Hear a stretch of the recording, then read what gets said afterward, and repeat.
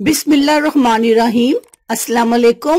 पैरों पर सूजन, ज्यादा देर बैठने की वजह से या फिर शुगर की वजह से, जानिए चंद ऐसे घरेलू नुस्खे जो पाँव से कर दे सूजन गायब, वो भी मिनटों में। हम में से कई लोग रोजाना दफ्तर में घंटों पैर लटकाने कुर्सी पर बैठे बैठे काम करते हैं, जिसकी वजह से हमारे पाँव पर सूजन चढ़ जाती है।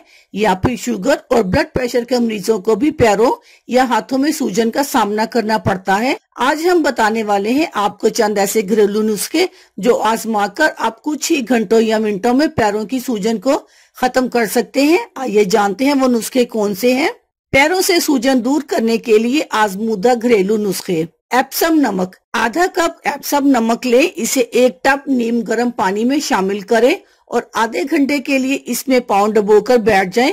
रोजाना 1 हफ्ते तक इस अमल को जारी रखें। सालों पुरानी पाँव की सूजन भी दूर हो जाएगी। सेब का सिरका, सेब का सिरका एंटी सोजिश खसूसियात का हामिल होता है। एक टब में नीम गर्म पानी ले, अब इसमें 6 से 8 चम्मच सेब का सिरका शामिल करें और दोनों पाँव डुबोकर बैठ जाएं। हफ्ते में कम से कम 2 मरतबा इस अमल को जरूर दोहराएं। फटकरी का पानी, एक टब नीम गर्म पानी में फटकरी और थोड़ा नमक मिला लें। फटकरी सूजन कम करने और खून की सर्कुलेशन बढ़ाने में मदद करती है, जिससे आपको पैरों और एड़ियों में राहत महसूस होगी। एक टब में गर्म पानी लेकर इसमें आधा कप पीसी हुई फटकरी मिला लें और अपने पैर इस पानी में 20 मिनट तक रखें, फिर पानी से निकालकर खुश्क कर लें। नमक की ज्यादती से परहेज, नमक की ज्यादती की वजह से जिस्म में दौरान खून की रवानी मुतासिर होती है और इससे पैरों और एड़ियों में सूजन होने लगती है। पैकेजिंग वाली गिजाएं, कैन में पैक खाने, प्रोसेस्ड फूड,